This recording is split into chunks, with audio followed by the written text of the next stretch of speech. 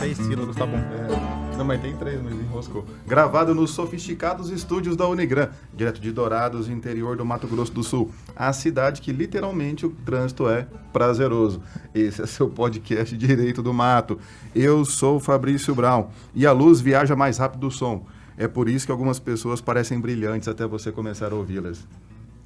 E aqui é professor Vinícius e bom dia para quem tem dinheiro. Para nós é boa sorte. Falou, Meirelles. Eu sou o professor Fernando Machado, está atento ao andamento da casa e não come o pão da preguiça. Já comeu o pão da preguiça? Eu não entendi. Né? Não? Eu também tá no Provérbios aqui, também não entendi. Teria que fazer a leitura mais contextualizada. Vai ser uma pregação aqui. Irmãos e irmãs, estamos aqui reunidos, mais uma vez, alegres e confiantes na esperança da salvação. E o nosso momento aqui é para espalhar e jogar gratidão para o universo, né? Estamos aqui para agradecer, gratidão, o pessoal do Ripono, Gratiluz. né? Gratiluz. Estamos aqui para agradecer. Agradecer ao Unigran que nos proporciona esse espaço em constante aprimoramento, em que pese já esteja no patamar da perfeição. Agradecemos também aquele que também está no patamar da perfeição, o Paulo, que está sempre conosco aqui, nos auxiliando, nos ajudando e nos dando algumas dicas preciosas, como, por exemplo, já parar com esse projeto. E agradecemos principalmente a você, irmão e irmã, que está sempre conosco, toda semana, nos acompanhando, nos ouvindo, nos mandando aí a sua sugestão de pauta. Fica aqui o nosso agradecimento. E é sobre isso. É sobre isso. E também fica aquele convite. Não é sobre ter todos. É sobre gratidão. Também a gente fica... A gratidão aumenta mais ainda se você acompanhar o Projeto Direito do Mato nas redes sociais. Confere nosso perfil lá no Instagram e também no Facebook. E acompanhe os nossos episódios em todas as redes de streaming. Estamos no Spotify, no Google Podcast, no canal do YouTube. E se você estiver vendo no YouTube, já deixa um like, já ativa o sininho, faz um comentário aí para o YouTube ajudar a gente a divulgar mais o Direito do Mato. E agora o Spotify, né, tem essa opção de você poder também assistir em vídeo os nossos episódios. Então, olha só, mais aí para você ver essa falta de beleza que é o podcast Direito do Mato. E continuamos sendo gratos e muito mais gratos ainda se você adquirir uma de nossas canecas. Elas estão à disposição em todos os marketplaces disponíveis, em nossa rede especificamente. Então você pode entrar em contato com a gente lá pelo Facebook, pelo Instagram, mandar um e-mail, ou nos encontrar aqui pelos corredores da Unigran, e nós temos essa caneca para lhe oferecer. Por um preço bastante módico, simplório, mas que vai ajudar a continuidade deste projeto. E hoje, então, temos um episódio que a gente nem sabe bem qual é o episódio. O Vinícius montou o roteiro e eu e o Fernando não lemos. É um segredo aqui. Mas agora vai ser na base da surpresa. Então, começando aqui, TJ anula a lei que incluiu ensino de yoga em escolas da rede pública do Rio. Somente o chefe do Poder Executivo pode apresentar projeto de lei que altere a estrutura da rede pública de ensino. Com esse entendimento, o órgão especial do Tribunal de Justiça do Rio de Janeiro declarou a inconstitucionalidade da Lei Carioca 6.188 de 2017. A norma da iniciativa da Câmara dos Vereadores incluiu o ensino de noções de yoga nas aulas de educação física da rede pública municipal. Os desembargadores entenderam que somente o prefeito poderia propor projeto de lei que tratasse da medida. Afinal, a norma interfere nas atribuições da administração pública, uma vez que a inclusão da disciplina de yoga nas escolas públicas exige a contratação de capacitação de professores. Ou seja, a lei trata da estrutura organizacional da Secretaria de Educação, criando, por consequência, despesas para os cofres públicos, sem a indicação de fonte de custeio, algo que não pode ser proposto pelo Poder Legislativo. Além disso, apontaram os magistrados, apenas a União pode legislar sobre diretrizes e base da educação nacional. E eles não enxergaram o interesse local da cidade do Rio que justificasse a disponibilização de yoga nas escolas municipais. É yoga ou yoga? Eu estava com essa dúvida aqui, yoga ou yoga? É yoga ou yoga? Vamos falar os dois, que daí a gente... Yoga. Yoga? Yoga Fire? É yoga, não é nem yoga, nem yeg. O que eu acho interessante, a conclusão aqui, eles não enxergaram interesse local na cidade do Rio que justificasse a disponibilização. Aí que eu acho que no Rio de Janeiro tem que ter yoga, nas escolas, para ver se o pessoal fica mais calmo, já aprende a relaxar, etc. e tal, né, na condução da sua vida. Pra já encarar o dia lá, né? Porque não é um lugar muito fácil. Yoga também acho que o pessoal faz uns elasticamentos assim, né? Faz umas bom para desviar de pra bala. já dar uma... Embaixo do carro de tiroteio. Beijo, Rio. Um abraço aí. A você que está nos ouvindo no Rio de Janeiro, cidade maravilhosa. Mas não vamos cortar essa parte, não. Vamos aqui, então, separar a nossa notícia aqui em relação ao assunto. Aqui nós temos, então, uma lei inconstitucional, e essa lei, ela incluía nas diretrizes e bases das escolas do Rio de Janeiro o ensino de noções de yoga nas aulas de educação física. Imagina ali que, além do futebol, do vôlei, do basquete, do handebol, que é o normal, as crianças teriam ali as aulas de yoga, ou yoga, que seja. Professor Vinícius, por que essa lei foi considerada inconstitucional? Ou poderia explicar para os nossos amigos, irmãos e irmãs, se é uma inconstitucionalidade material ou formal?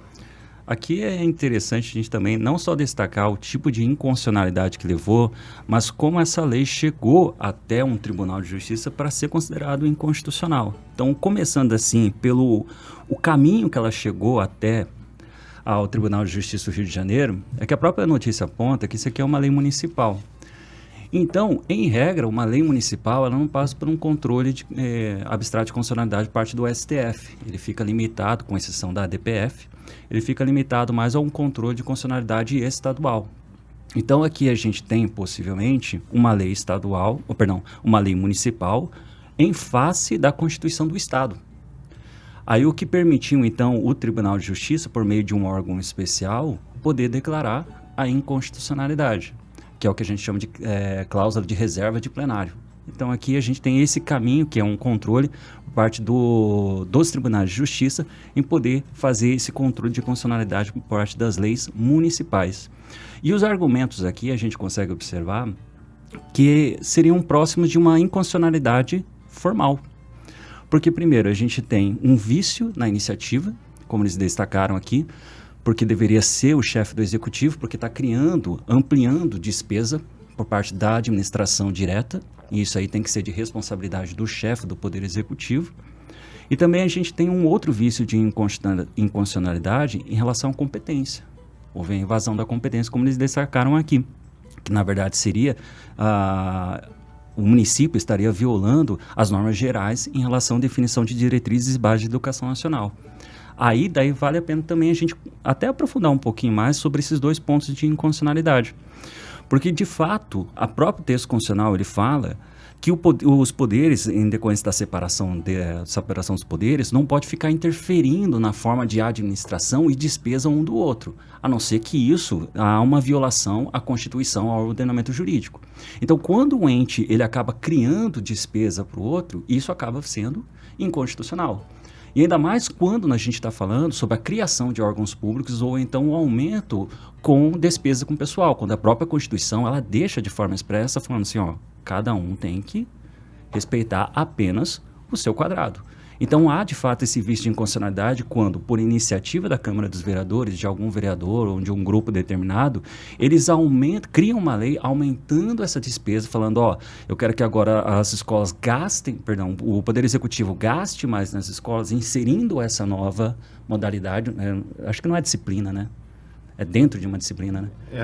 Na aula de educação física. Então, vai ser durante a aula de educação física. Mas, consequentemente, vai precisar de profissional para isso. Ou, se não precisar de profissional para isso, vai precisar capacitar os profissionais para isso. É uma disciplina de yoga mesmo.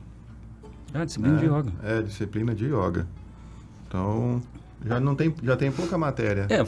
Teria que contratar profissional ou capacitar os profissionais. E não só isso, teria que ter os materiais também, né? Porque o yoga é aquele tapetinho, né? Tapetinho e aquelas musiquinhas indiana, né? Ou chinesa, não sei. Você está exigindo demais da minha parte, sabe? Essa parte eu não vou poder te ajudar, não.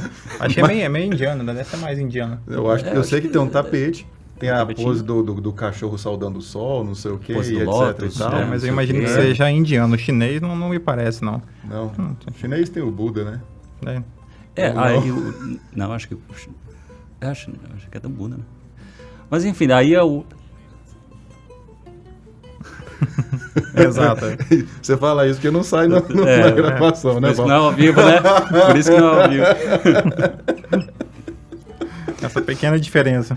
Aí outra incondicionalidade, como é mencionado na notícia, e de fato realmente é muito evidente isso, é que você tem uma lei municipal invadindo as normas gerais sob diretrizes e bases da educação básica, que é obrigação, é responsabilidade, competência por parte da União.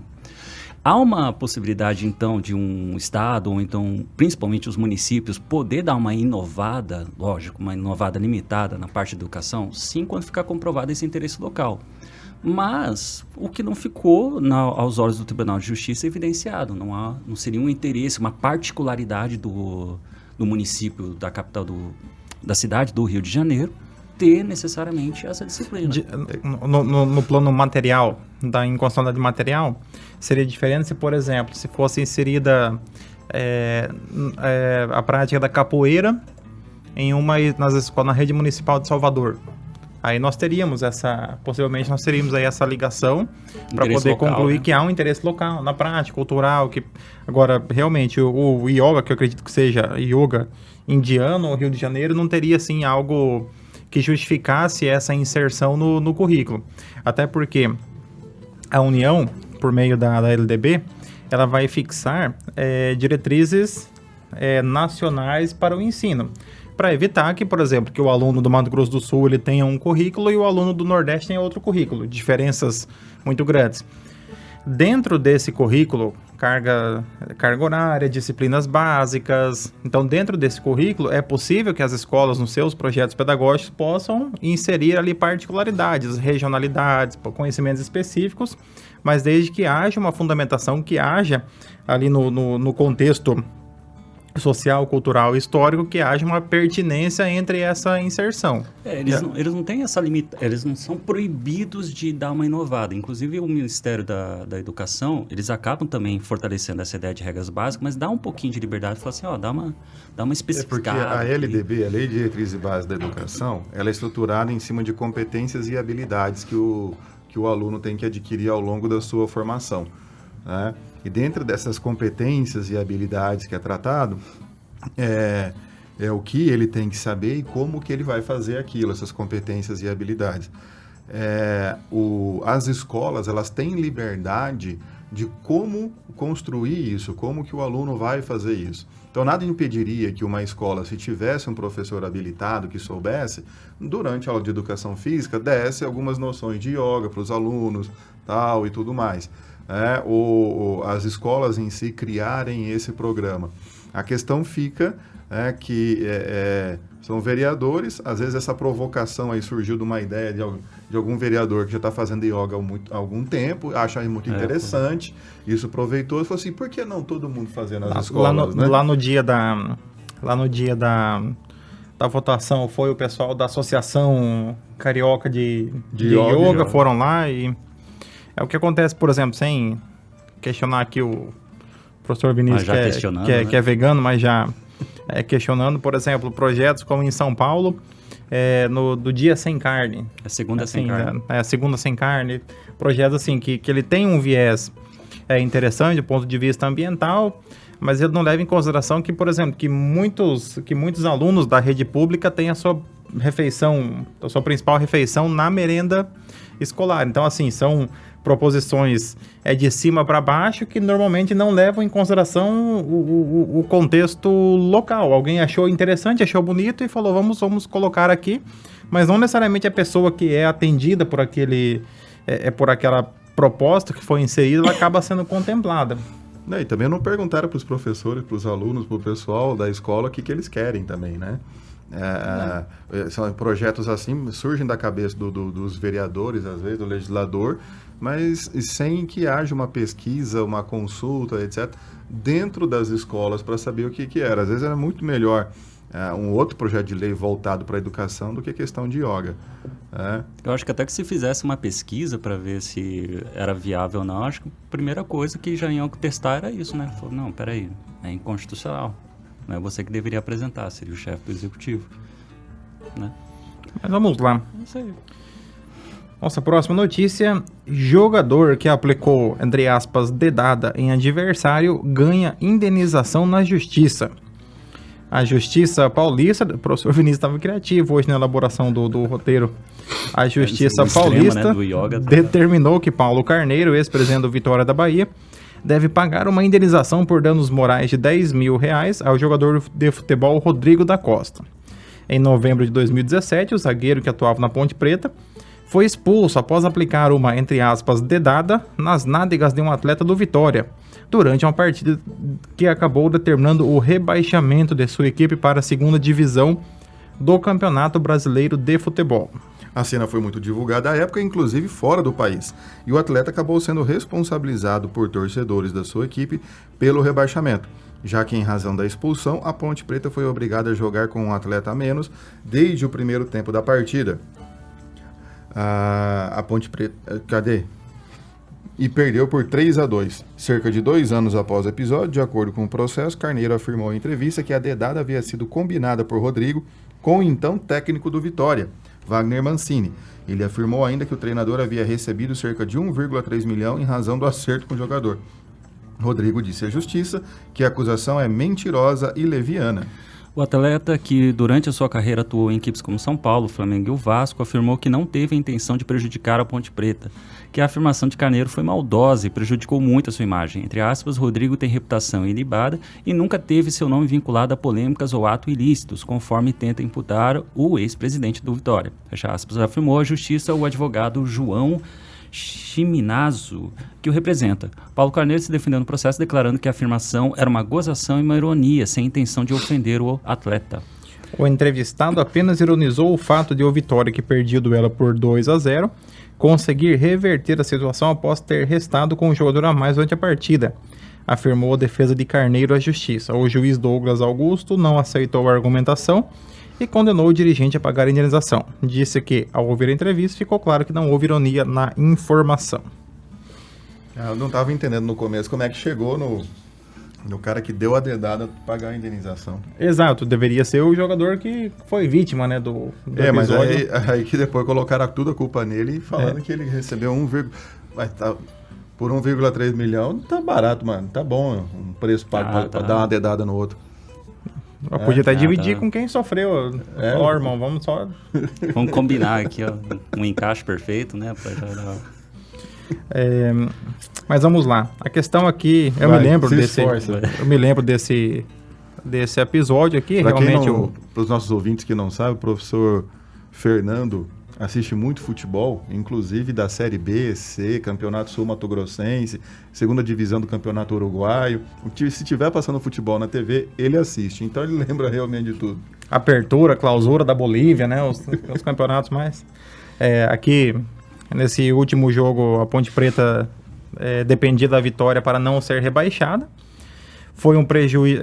acabou tendo o jogador Rodrigo expulso ainda no primeiro tempo, por conta do ato libidinoso aí que ele praticou contra, na época, acho que era atacante do Vitória.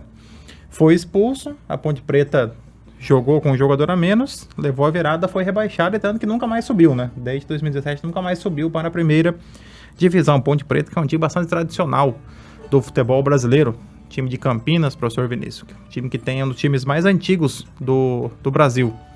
Só que também nunca não ganhou nenhum título. Essa é uma curiosidade da Ponte Preta. Jamais ganhou qualquer título nos seus mais de 110 anos de história. E aí, voltando aqui, imaginei no início que a indenização teria uma relação direta com o fato gerador dedada, mas não. A indenização veio porque, posteriormente, o dirigente do Vitória fez declarações imputando ali uma possível combinação do jogador Rodrigo com o técnico, então, o adversário do Vitória, Wagner Mancini, que hoje é técnico do América de Minas. Viu? Certo, o terceiro time de Minas Gerais. Exato.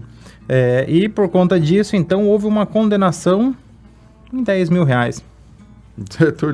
Pouco pela exposição, né? 10 mil reais é bastante pouco, pensando que o cara acusou ele, né, de uma conduta, querendo ou não, criminosa, né? Dele entregar o jogo, né, forçar uma expulsão para prejudicar o próprio time, né, em favor do outro time, em troca de 1,3 milhões de reais. E infelizmente tem crescido muito essas denúncias de combinação de resultados por conta das apostas, né? Porque hoje os sites de apostas, aí, pela ampla democratização pelos altíssimos valores que movimentam, já existem muitas acusações de simulação de resultados. Faz sentido, né? Porque são apostas milionárias, né? E assim, não na Série A não, mas Série D, campeonatos mais locais ali, porque hoje as apostas você aposta quem vai ganhar, se vai empatar, quantos gols, quem faz o gol, quantos escanteios, se vai ter expulsão, então tem todos os... Então, o combinado pode ser na expulsão, por exemplo. Exato. Quem vai ganhar ou não, vai ter expulsão no segundo tempo, tal, tudo. Aí o cara vai lá e força a expulsão só para poder, ali mais no final do jogo, só para dar o resultado. Então tem crescido bastante essas... Sempre houve, né? Sempre rondou o esporte como um todo, mas agora então tem um pouco mais aí de destaque esse tipo de combinação. Outro fator, acho que relevante aqui na determinação, primeiro, do reconhecimento, né, do dever da indenização por danos morais e também pela atribuição do valor, é que a gente está falando de pessoas que são pessoas públicas, né? E esse tipo de comentário acaba afetando. Imagina, assim, contratação, até a possível anúncio de uma futura contratação, revolta dos torcedores, né? Fala, esse cara aí... Nesse caso, esse tipo de situação é muito comum, porque é muito comum que o jogador acabe ficando marcado por esse fato, e se ele for anunciado em outro time, ele automaticamente vão se lembrar dessa... Ele, então. Exatamente, né? Já fica... o pessoal ninguém vai querer marcar o jogador, né? Porque vai chegar perto dele. Então o atacante... E é ele que tem que marcar, exatamente, né? Então já fica... É bom que o ataque do time se movimenta, né? Ninguém fica parado. Você não vai ter que centroavante parado, né? Se bem que eu não sei onde que o Rodrigo da Costa está jogando hoje, porque isso foi em 2017, né? E se ele ainda está jogando ou não está, mas eu achei pouco, né? Não... porque ele merecia mais, etc., mas porque a acusação foi bastante grave.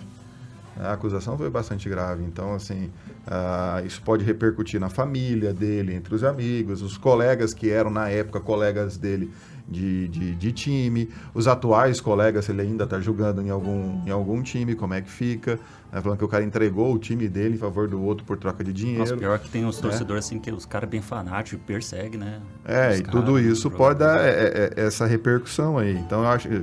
A indenização eu acho justo ter indenizado, só que acho que 10 mil reais é pouco. Também não sei a situação do Paulo Carneiro, o ex-presidente do Vitória, se ele tem recurso para pagar mais do que isso também, né? O Vitória está na série... Não, mas não é o Vitória, é o ex-presidente do Vitória. Então, mas eu digo assim, se hoje o Vitória está na série C, imagina o ex-presidente do Vitória, né? Na situação que ele... Às vezes ele tá bem, porque ele colocou o Vitória lá também. Pode ser verdade. Você vê... Não caiu naquele ano, mas caiu em anos posteriores. Exato. Eu acho que por hoje tá bom, hein, gente? Um episódio tranquilo. Notícia extremamente relevante. Com uma vinculação, Rodrigo, assim, bem... uma pertinência temática. Educação e futebol, nós estamos aqui, né? Esse episódio vai ao ar no dia que ele for, mas vai ser durante a Copa do Mundo. Então... Temático. É temático com Copa do Mundo. A questão aqui no almanaque do futebol, professor Vinícius, a questão do jogador ali quando vai marcar, fazer a famosa dedada ali, ela acaba sendo um pouco comum no jogo, porque é uma forma do zagueiro desestabilizar emocionalmente o atacante. Então isso acaba acontecendo. Hoje nós temos o VAR. Então, com o VAR já fica um pouco mais difícil, né? Porque é uma conduta que não tem materialidade, né? Então, você acaba acontecendo ali, isso aí... no futebol profissional, eu acredito que já não acontece mais, mas é muito comum ali num jogo não televisionado, ali iniciar uma confusão, desestabilizar outro time, né? Aqui a questão é que aconteceu na primeira divisão, na Série A, né? Então, aí acabou sendo... Quando você joga... É zagueiro? Costuma... Não, em minha defesa eu não jogo futebol. Não joga. Só assiste, né? Não jogo, só assisto. Eu não jogo. Dá pra perceber que nós do lado de cada mesa a gente não joga porra nenhuma também. Não tem futebol, basquete. Sinuca a gente joga. Nem yoga, né? Yoga também não dá. Não alcança nem a ponta do pé. Não tive na escola. Não tive na escola. Eu também não tive na escola, acho que é por isso. Pra amarrar o cadarço tem... Já tem quase um infarto quando vai amarrar um cadarço. Tem que fazer ele quase com um Kama Sutra ali pra poder amarrar o cadarço, né? Já fica difícil. Vamos terminar, senão vai então ficar melhor terminar. constrangedor isso aqui.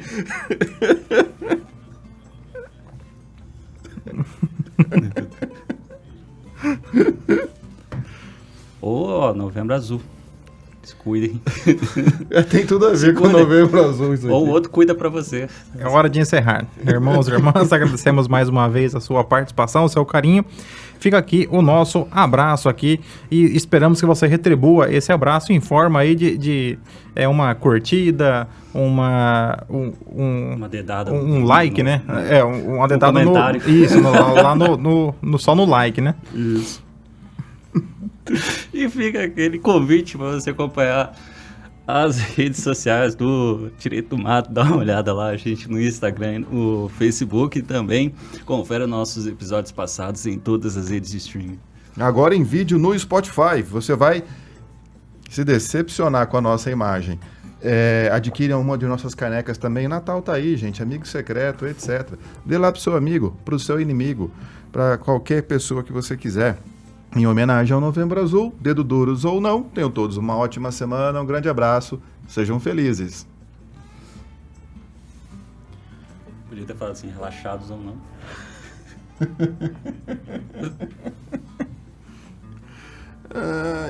Pronto, ótimo, missão cumprida.